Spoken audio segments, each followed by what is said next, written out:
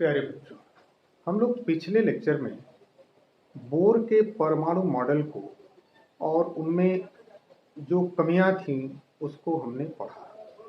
हम उन कमियों को ध्यान में रखते हुए परमाणुओं के लिए अधिक उपयुक्त और साधारण मॉडल के विकास के प्रयास भी किए गए।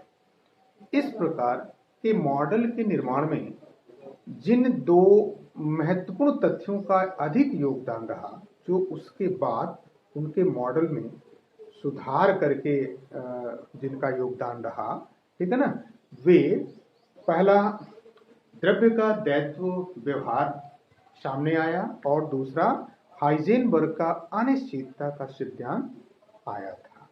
कहने का मतलब डी ब्रॉगली ने यह बताने का प्रयास किया था कि यदि प्रकाश की प्रकृति कण और तरंग दोनों की तरह हो सकती है, तो उसी प्रकार यह दायित्व प्रकृति द्रव्य के लिए भी होनी चाहिए, माने सत्य होनी चाहिए। उनका ये कहना था कि द्रव्य भी कण और तरंग दोनों की तरह व्यवहार करने चाहिए। तो ये द्रव्य का दायित्व व्यवहार हुआ, ठीक है, और दूसरा हाइजेनबर्ग का अनिश्चितता का सिद्धांत था, जिसके द्वारा ये दोनों के द्वारा मॉडल के विकास की एक नई रूपरेखा रखी गई। तो चलिए इसमें हम जानेंगे द्रव्य का दायित्व व्यवहार क्या है, इसको सीखें। अर्थात ड्यूअल नेचर ऑफ मैटर या ड्यूअल बिहेवियर ऑफ मैटर कहते किसको हैं। तो बच्चों, फ्रांसीसी वैज्ञानिक जो भौतिक शास्त्री थे लुई डी ब्रॉगली, जो सन 1924 में प्रतिपादित किया कि विकिरण की तरह द्रव्य को भी दायित्व व्यवहार प्रदर्शित करना चाहिए। किसने प्रतिपादित किया? तो डी ब्रॉगली ने 1924 में। उनका कहना था कि विकिरण की तरह द्रव्य को भी ड्यूअल नेचर में, माने कण और तरंग दोनों की तरह व्यवहार करना चाहिए। अर्थात द्रव्य में कण तथा तरंग दोनों के गुण होने चाहिए। एक किनका कहना था? तो डी ब्रॉगली का कहना था, ठीक है ना। इसका अर्थ यह हुआ कि जिस तरह फोटॉन का संवेग एवं तरंग दैर्ध्य होते हैं, उसी तरह इलेक्ट्रॉन का भी संवेग और तरंग दैर्ध्य होने चाहिए। ये बातें डी ब्रॉगली ने बताई, ठीक है। इसी आधार पर डी ब्रॉगली के इस तर्क के आधार पर किसी पदार्थ के कण के लिए तरंग दैर्ध्य और मोमेंटम यानी कि संवेग के बीच एक समीकरण भी प्रस्तुत किया गया, जो लैम्डा तरंग दैर्ध्य इज इक्वल टू h/mv के रूप में था। h/mv या h/p, क्योंकि p is equal to mv होता है, यानी संवेग बराबर द्रव्यमान गुणे वेग होता है। ये इस तरह की रूपरेखा रखी गई।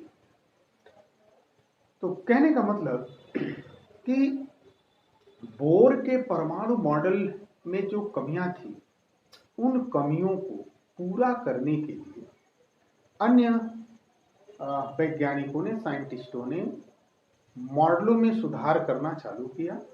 उसके लिए कुछ महत्वपूर्ण बिंदु देखे गए और यह महत्वपूर्ण बिंदु डी ब्रॉगली के द्रव्य का दायित्व नेचर के द्वारा और हाइजेनबर्ग का अनिश्चितता सिद्धांत के द्वारा देखने को मिला था, जिसमें हम लोग बात कर रहे थे डी ब्रॉगली के दायित्व नेचर के बारे में, द्रव्य का दायित्व व्यवहार के बारे में, ठीक है। जिसमें हमने बताया, इनका कहना था, मानना था, यदि प्रकाश की प्रकृति कण और तरंग दोनों की तरह हो सकती है, होती है, तो उसी प्रकार द्रव्य की प्रकृति भी इन दोनों के लिए भी सत्य होनी चाहिए, ठीक है। अब यदि थोड़ा सा और भी इसमें हम आगे चले, तो हमें पूर्णतः इस बात की जानकारी होनी चालू हो गई, इनके विचारों की जब पुष्टि प्रयोगों द्वारा हुई, तो यह देखा गया कि इलेक्ट्रॉनों के पुंज का विवर्तन होता है।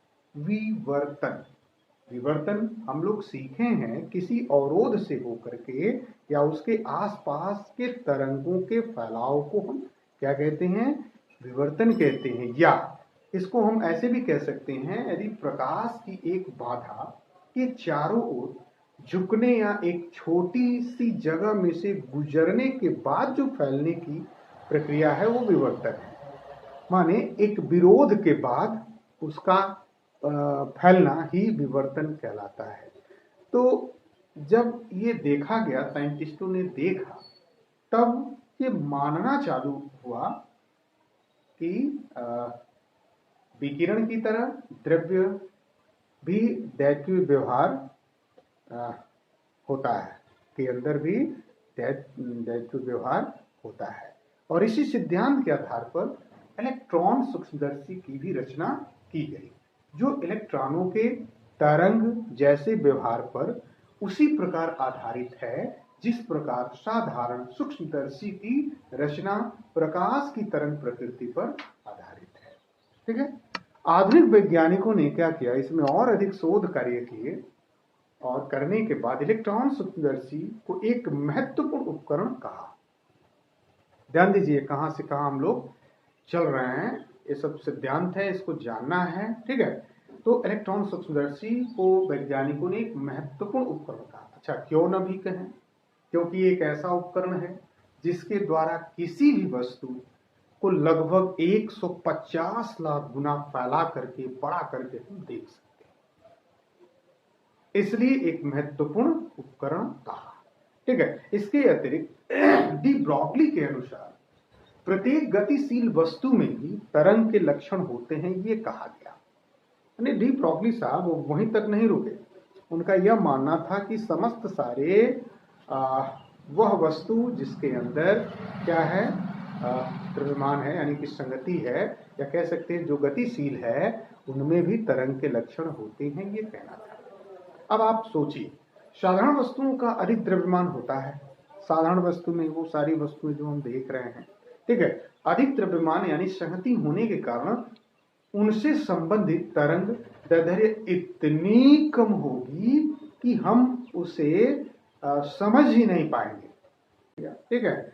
तो यहाँ पे हम एक प्रश्न से इसको समझेंगे। उन्होंने कहा था कि इलेक्ट्रॉनों और अन्य अपरमाणुीय कणों जिनका द्रव्यमान बहुत ही कम होता है से संबंधित तरंग दैर्ध्यों का प्रयोगों द्वारा पहचाना जाता है। ठीक है ना। एक हम लोग क्वेश्चन को देख लें, जैसे 0.1 किलोग्राम द्रव्यमान वाले किसी भी वस्तु को आप देखो जिसमें 10 मीटर प्रति सेकंड के वेग से वह गति कर रही।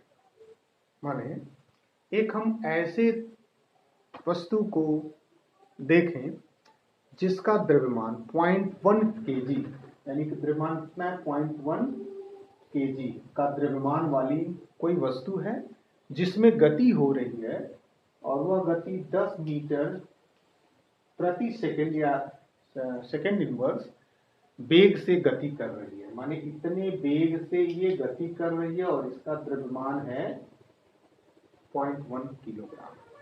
यानी किसी वस्तु का द्रव्यमान 0.1 किलोग्राम है और वह 10 मीटर प्रति सेकंड की दर से वो क्या कर रही है, चल रही है।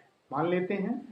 अब यदि कहा जाए कि इसका तरंग दैर्ध्य क्या होगा, लैम्डा क्या होगा, तो हम इसको आसानी से इनके ही दिए हुए समीकरण जो यहाँ पे इन्होंने दे रखा है, lambda is equal to h/mv या h/p के द्वारा हम निकाल सकते हैं। ठीक है, निकाल लो। m दिया है, b दिया है, हम m और b को यहाँ पे रख देंगे। h की वैल्यू होती है, प्लैंक्स कांस्टेंट की वैल्यू होती है 6.626 इंटू 10 का पावर -34। 6 h यानी कि जो एक प्लैंक्स कांस्टेंट होता है, h is equal to 6.626 into 10 का पावर -34 JS। ये है प्लैंक्स कांस्टेंट की वैल्यू तो हम इसको रख करके और इसका लेम्डा यानी कि तरंग दैर्ध्य आसानी से ज्ञात कर सकते हैं। तो मान में हम यदि रखें इसको, तो lambda is equal to H को हमने रख दिया 6.626 इंटू 10 का पावर माइनस 34 और बटा एम कितना दिया है, तो एम दिया है 0.1 kg इंटू वी कितना दिया है, तो 10 मीटर प्रति सेकंड। अब आप इसको हल करोगे तो लगभग 6.626 इंटू 10 का पावर माइनस 34 मीटर के आसपास आएगा। ठीक है, इसको आप जब हल करोगे तो लगभग 6.626 इंटू 10 का पावर माइनस 34 मीटर के आसपास ये देखने को मिलेगा। कहने का मतलब डी ब्रॉगली ने यह समझाने का प्रयास किया कि जितने भी अपरमाणुवीय कण होते हैं, ठीक है, जिनका द्रव्यमान बहुत कम होता है, से संबंधित हम तरंग दैर्ध्यों का पता कर सकते हैं। ठीक है, जबकि जो बड़े द्रव्यमान वाले जितने भी वस्तु होते हैं उनके तरंग दैर्ध्यों का पता हम नहीं कर सकते।